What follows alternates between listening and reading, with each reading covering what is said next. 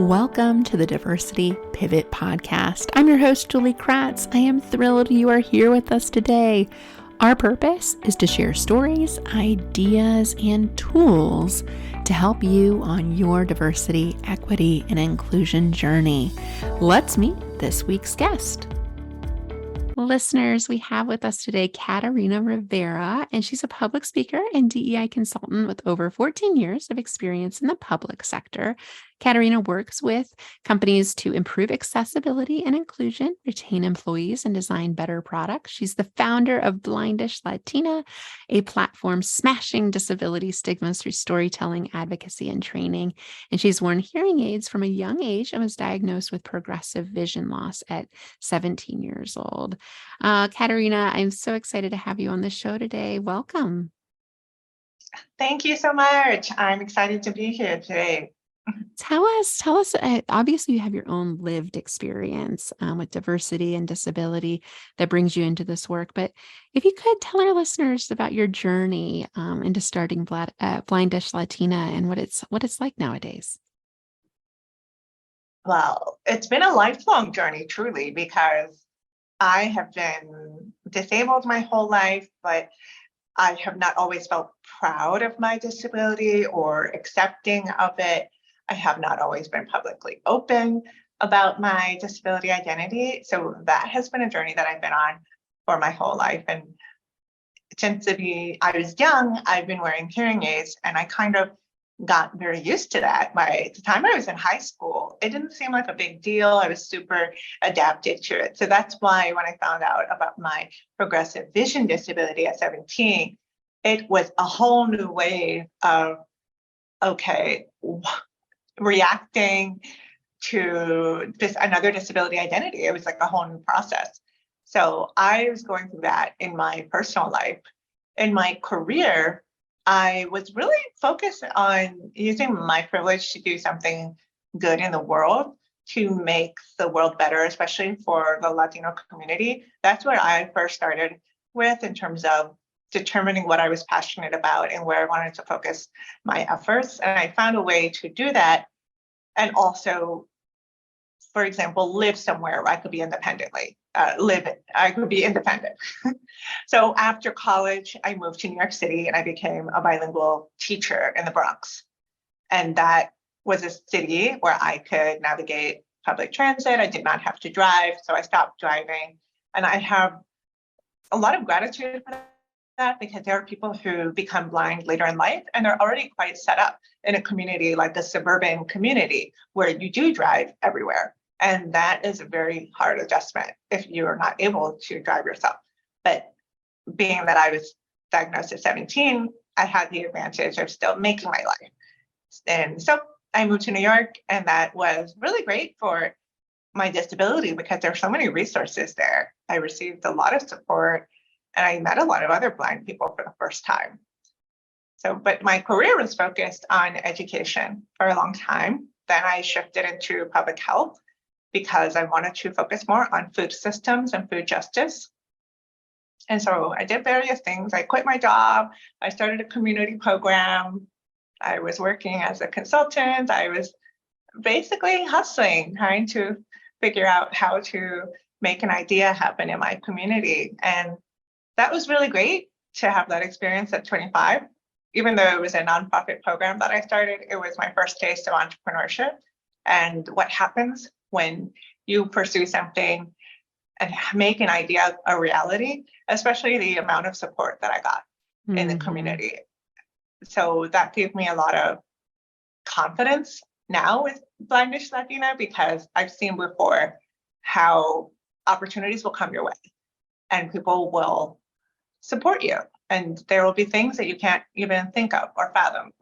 But just by taking a leap, you open yourself up for that. So for example, when I was 25 and doing this in Uptown Manhattan, I was going to a restaurant often because I had healthy food and they were close to my program site. And the restaurant owner asked me if I would do his social media because he was paying an outside firm who didn't live in the community. He didn't like that. He's like, you know the restaurant, you know the products. Can you do my social media?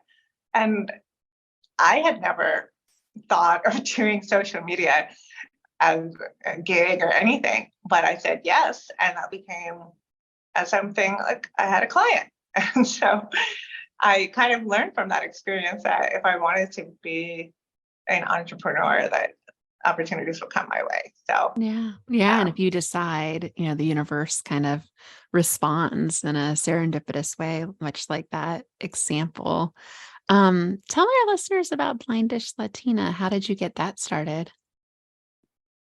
yeah, so Blindish Latina, I started in 2020, actually, just as an Instagram page where I was sharing my stories.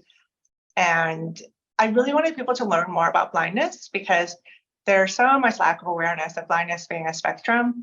I have some usable vision. It's my central vision, a very, very a little bit of it. So, but I'm still using that. And I'm using a white cane to navigate. I started using one 5 or 6 years ago. So when I started using a cane, I became very confident in advocating for myself. The cane started the conversation with people. And that really helped me have a better life. I remember going to fitness classes in New York City. I would have my cane with me. I would talk to the instructors and let them know what I needed. And these are things like, I need you to stand a little further away from me if you're demonstrating, because my vision is narrow up close, but wider further away. I have the power of perspective. Or I read lips. So if you're giving instructions, I might need you to repeat yourself, or face me. And I started asking for what I needed. I started becoming more included in all these spaces in my life. And that was amazing. But I didn't want the benefits to end with my life. I started to think about what can I do with my voice in the world. I was working a full-time job at the time. I did not start it as a business. I started it as a social media page. Along the way, I fell in love with what this whole space was, sharing my stories, but also being able to share recommendations for how to be more inclusive and having people learning and following over time. And I connected more with the disability community by starting Blindish Latina. And then I decided to turn it into a business and focus on public speaking, because that's an area of strength and something that I really enjoy. So I made that decision in 2021 at the beginning of that year. I launched in May of 2021 and I started getting clients, and I was nervous. I think anyone who starts a new business, this is a new field for me, probably is nervous about whether people are going to see your voice as valid and where these clients are even going to come from. But I focused on social media. That's the way that I got my stories out there and made relationships. And that ended up working out. So I'm happy to report that I quit my full-time job. I'm full-time on my business for over a year now. And I've been working with a lot of companies and clients to talk about disability awareness, inclusion, and accessibility. And that comes in the form of keynotes, workshops, fireside chats, presentations. I also remain a content creator, and I have done some brand partnerships as well, which I really enjoy, especially now that I'm talking a lot more about my travel lifestyle, and I travel full time. So I've been able to share more about inclusive and accessible travel. And I hope to create change in that area too. Yeah, that's a big area and one that we've talked about on the podcast. Prior is accessibility in travel. People don't think about all of the logistical constraints that you might have to go to if you don't have your full abilities, right? The elevator goes down in a building, for example. I know a story I believe I heard from you on a podcast you were interviewed on. That's a game changer for somebody that's in a wheelchair. There's no other accessible option for them to access the other floors. Public transportation, airplanes. I mean, it's stressful enough if you don't have a disability, let alone if you do. And so important to think about all of the different aspects of our life. And I love that brand partnership, helping them think through what accessibility could mean. Because if you don't have someone sitting there that's had that lived experience like you have, you make decisions that aren't representative or aren't as inclusive, just by way of your own limited perspective. to that. So, Catarina, I know you do a lot of storytelling in the work you do, and you're a great storyteller. Could you tell our listeners just stories you've collected over the years to help us understand, more about the world of accessibility, disability, and intersectionality? I know is also an important platform for you, but just love, to share some stories or a story that matters to you and why this work is important. Sure. So I want to talk about captions because I think that captions are probably the number one accessibility best practice that I'm always using. So I have a lot of stories. I remember that I was speaking on a panel several years ago, and the panel was held on Zoom. I told the organizers that I needed captions and also that they should have captions to offer to the public. This was before Zoom had auto captions available. So the only way that you could get captions at the time was to have a third party typing or integrate a service. And so I showed up the day of the event, ready to speak, and I come to find out that the captioner is a member of the committee instead of a professional transcriber or a transcriptioner, and had never captioned an event before. When the event started, I don't know how many people had the captions on, but I definitely did. And I could not believe how awful they were. The person was missing a lot of the conversation, was making lots of mistakes, was starting to summarize and adapt the conversation instead of actually transcribing what was being said. And there was no way that those captions were providing access to anyone. And they actually were very distracting to me because I was hearing the audio and then looking at the captions, and they were very different. So I ended up of course, not being able to use them at all. So that was my most striking example, I think, of captions being quote unquote provided and also being completely lacking at the same time. So if you are going to have a person captioning your event, they need to be a professional or they need to come from a big company, 100%. But It's continuing. great Oh example. yeah. And how much Zoom, luckily has improved because that was something we had a challenge with early on in our business. And thankfully now they're auto generated, but you could unintentionally leave out a significant part of your audience by not having those captions. So great best practice. And that's critical to accessibility working. Yeah. Yeah. And unfortunately, many people still don't know about the captions because while Zoom has provided auto captions, they have not made it the default option. You, as an individual user, have to turn them on in your advanced meeting settings, which for some reason has become a big barrier. So I am often the person educating someone on how to turn the captions on, to make sure you have to do it before the meeting launches, because if you turn them on during the meeting, I don't know if everyone has to leave, but I think you have to leave and come back in order for them to take effect. But going back to that time when Zoom did not have the captions, and in the time of the pandemic, at my full-time job at the time, we were holding virtual meetings and everyone was remote at the time. And I encountered a lot of challenges because we had Microsoft Teams as it's like part of our package with the company. Everyone had access to Microsoft Teams, but it seemed like people were familiar with Zoom. So they started getting Zoom accounts and hosting some meetings on Zoom, some meetings on Teams, but Teams already had the captions built in. Zoom did not. So every time a meeting came out on Zoom, I was advocating and asking, could this be held on Teams instead? We already have Teams. I was working with another colleague to draft a memo to our leadership to talk to them about the difference between the Zoom and the Teams and how could we provide access to everyone. So I was doing a lot of work outside of my job to make sure that these meetings were accessible. And I later, upon reflecting, realized that my manager really could have supported me more. I shouldn't have been the person always alerting everyone or asking everyone to make these changes. My manager did know that I needed captions, but even in meetings that we had with external partners, it was often me still, I was the one saying, hey, this meeting's on Zoom. Can we change? Can we host it?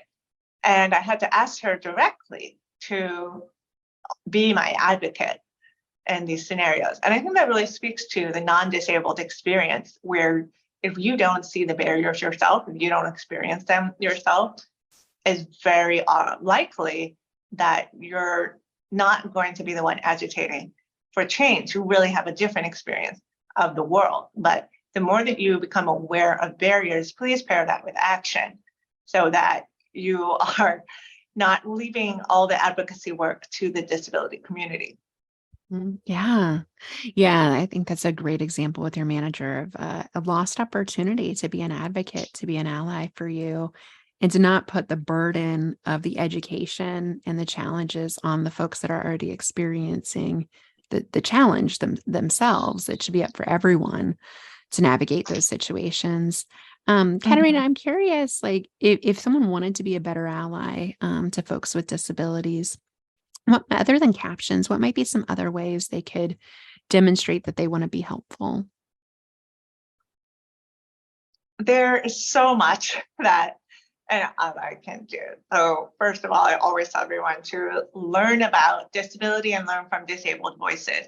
I always recommend the documentary Crip Camp, which is on Netflix and it's also for free on YouTube. So everyone has Yeah, access. that's a great one. I watched that actually because you recommended that in some of your content. And I really enjoyed that as someone without a disability at this point in my life. It was really informative. Oh, I'm so glad that you watched it. Yes, we need everyone to watch it. I think it's such a great documentary because it also goes into history, but it's got a lot of stories. So yes, that's a fabulous starting point. Another one, if you just want to watch a short video, watching Stella Young's TEDx talk or TED talk, I'm not your inspiration. Thank you very much. I think that does a great job for a basic thing that the disability community has been fighting against, being seen as an inspiration or a tragedy. Those are kind of the tropes that we see all the time, and especially in media and entertainment. So we want people to unlearn their ableism and learn from our voices. So that's one starting place. If you want to actually take action and be an ally in the workplace, I highly recommend that as a manager, you start talking about disability with your team and really showing that openness, because unfortunately, many people are uncomfortable with talking about disability. And as disabled people, we encounter that so often. I think that we sometimes don't bring up our needs. We don't want to be quote unquote burdens or inconvenience people. And that's really unfortunate when people silence themselves and just kind of struggle on their own. So the more that you as a manager can open the conversations and focus on whatever you're able to influence. If you're running meetings, then send out agendas in advance, always. If you are, and send meeting notes after, always. If you are running events, you need to think about inclusion and accessibility from the beginning and hear from different voices. So, for example, with team building, I shared a story recently that I was in a training at a previous workplace before I was an entrepreneur, and it was held in a gym. And we were playing some kind of game where we were throwing and catching balls. And I do not have peripheral vision.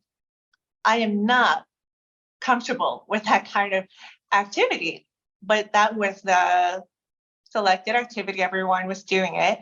So I basically told the facilitator, I can't do this. And I sat out.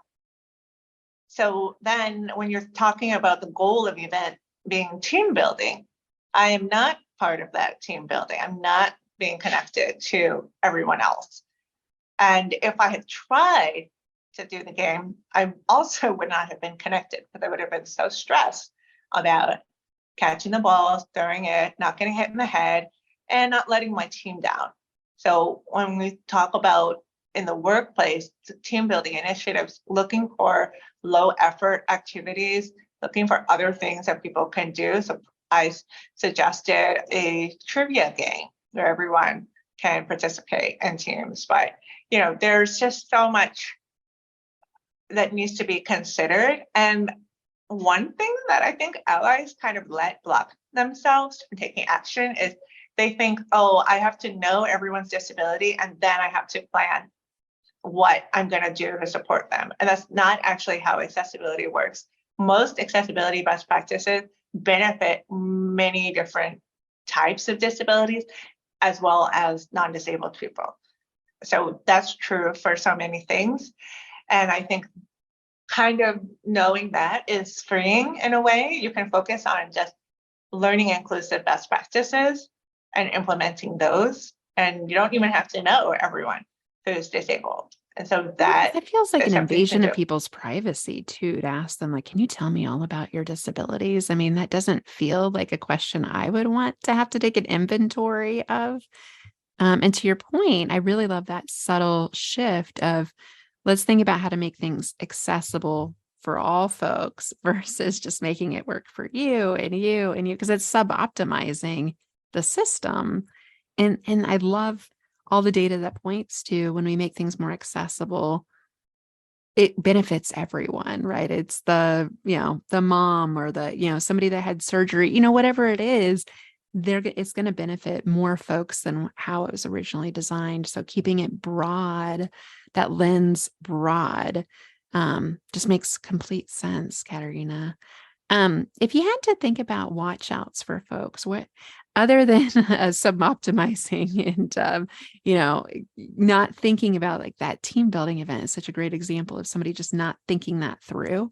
What are some other ways that people trip up on ways to be an ally with folks with disabilities? What mistakes do you see people make? One mistake I see is a lack of open and consistent dialogue about disability. I think it arises from the discomfort. So let me share what I mean here. If your team member, say you're a manager, and your team member comes to you and says that they're blind, and then you have another team member who also says they're blind. If you, as a manager, say, "Oh, okay, all right, we're gonna do this solution, and we're gonna do this solution, and we're gonna take care of it," and that, I think there's that kind of energy sometimes when it comes to disability disclosure, Like a rescue mode, like I'm going to save the day. And maybe those aren't the right solutions for the person. Not really in a rescue mode in my head. It's more like taking action and fixing it and not having to deal with it anymore. Oh, it's taken care of. We're gonna make sure you're included. All right, but we need to hold space for, first of all, the fact that every person with a disability has their own experience. My blindness experience is not the same as someone else's. My needs are different. My challenges are different. And also, when I'm in the workplace, different situations come up that I have not anticipated that create challenges. So having an ongoing conversation with my manager about this happened yesterday, and this, let's be able to talk about what could be better. And having that kind of ongoing dialogue would really help people. It's also very important not to assume what people need. And I had this happen to me on a flight. I don't really have a workplace example for this coming to mind immediately, but I was at the check-in desk. They saw my cane and they said, "Oh, we have to notify the plane that you're blind." And I said, "Okay." Because I hadn't pre-notified them because they don't really need any assistance on the plane. It was a very short flight. Sometimes on overnight flights, I ask for assistance because you're going to make it dark. So I ask for assistance with seeing the bathroom beforehand, or if, being able to get guided to the bathroom. But this was a very short flight. So I was just like, okay, if you have to do it, sure. when I got on board, they did the safety demonstration. Then the flight attendant came over to me with all the materials from the safety demonstration and crouched down, proceeded to start giving it the demonstration again to me and bringing my hand to touch all the materials. But I have central vision, remember, so I don't need to see the safety demonstration again. I actually heard her very well because she was close to me. So that was totally frustrating because she didn't even ask, do I need assistance or what do I need? There was an assumption made and then she's like, I know what to do. So I just really want people to not make assumptions. So that's a definite watch out. Yeah, that makes so much sense. I can understand both perspectives on that, like how she got that wrong and then how that must have felt for you too. And the key word you used was like there was an assumption made there without clarifying first what your needs were, what would have been helpful for you.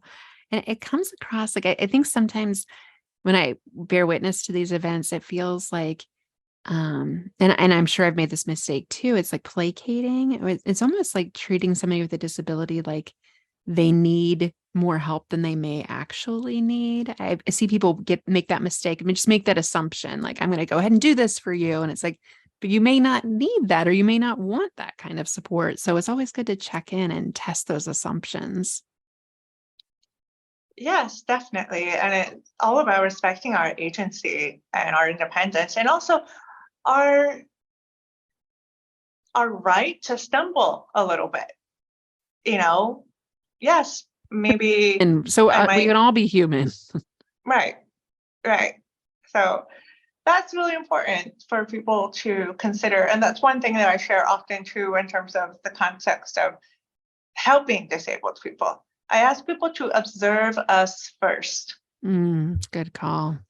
And just see, okay, because I think people really approach me all the time just because I'm out with a cane, not because I actually look lost or am showing behaviors that they would, if I didn't have the cane in my hand, that they would think, oh yeah, that person's lost.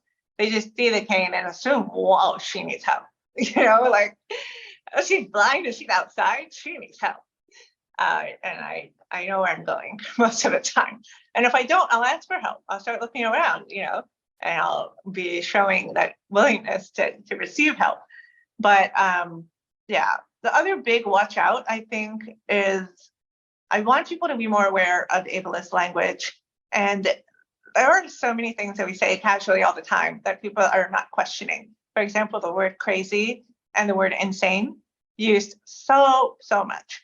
And they can be really offensive to people with mental health conditions or just generally the disability community. Are used way too often, and just pay attention to how often those words are used in our culture. And that has to be so triggering for somebody that is going through mental health challenges or have been called, that word's been weaponized against them, perhaps. Yeah, I found this one too, Catarina. I don't know how you feel about this, but the term blind spot, people love to use that too. And I've tried to reframe my language to weak spot. I mean, it's so baked into our culture. But other language to look out for, or thoughts on blind spot. I don't know if that's problematic or not. I've just tried to reframe it because it didn't feel right to me. I appreciate that. I am not in favor of it. Some blind people have told me, oh, it's not a big deal. I don't find it offensive. But when I think about how it's being used, blind spot is an example of, it's not describing an actual blind spot. So yes, when you're driving and you have a spot that you can't see, sure. No, it's not even a weakness. It's negative usually. Right, exactly. It's like, oh, I have a blind spot when it comes to, I don't know, disability awareness or something. And that, in that context, yes, it's used as a negative way, and it's using the disability as a shortcut for communicating that negativity or lack of awareness. And so when it comes, there's so many other examples of phrases like that. So like tone deaf, or there's a few things with deafness.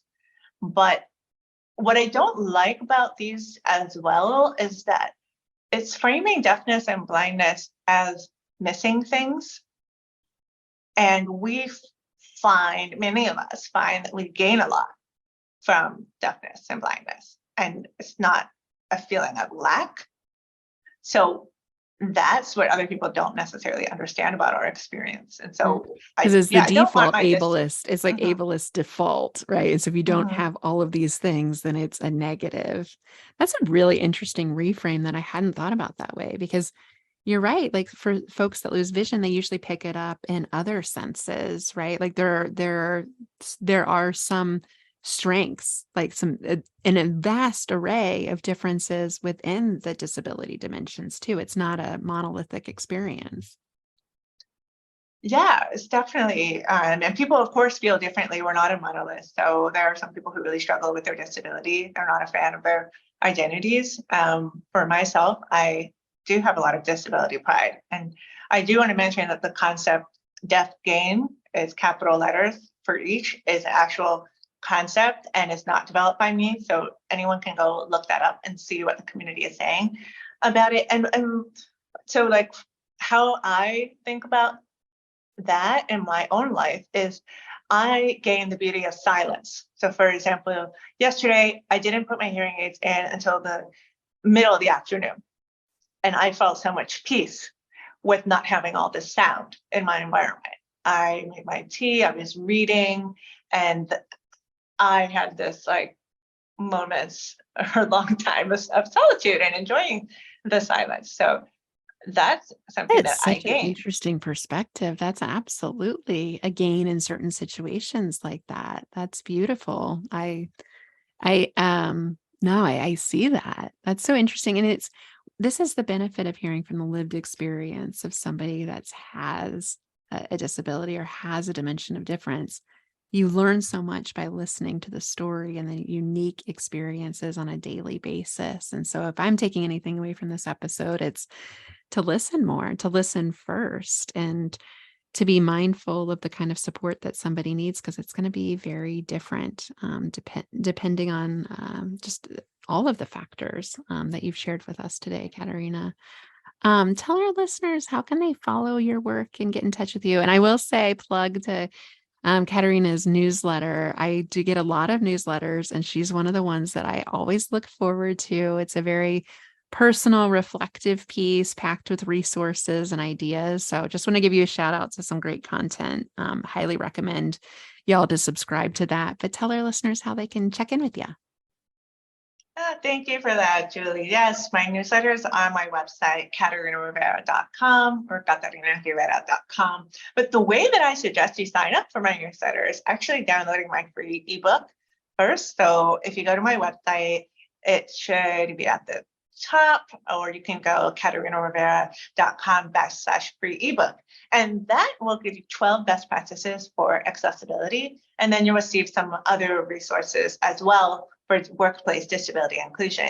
And then you'll get my regular newsletter every week. So I highly recommend that way, so you can start off with a bunch of resources.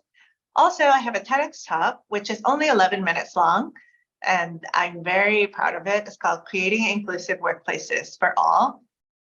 And then the last way, if you love social media, I'm on Instagram and LinkedIn most often. So Instagram is Blindish Latina, and then LinkedIn is my name. Awesome. Awesome. We'll link to all those in the show notes. I love the ebook. That was the first way I got in touch with you, now that I recall that. Downloaded that, and really actionable tips, much like you shared with our audience today. And then I just love this small trickle in my inbox to remind me of things, whether it's things happening in society or it's things I could be doing better. But definitely some wonderful stories you share there as well, Catarina. Thanks for sharing your voice with us today. I'm so thankful we had you on. Thank you so much for having me, Julie. Thank you for listening to this week's episode. If you liked what you heard, consider hiring Julie and the Next Pivot Point team to come speak at your organization's next event. We speak on a range of topics, from active allyship to inclusive leadership to how to create a culture where everyone feels seen, heard, and feels a sense of belonging. Thank you for being on this journey with us. Go to nextpivotpoint.com to learn more.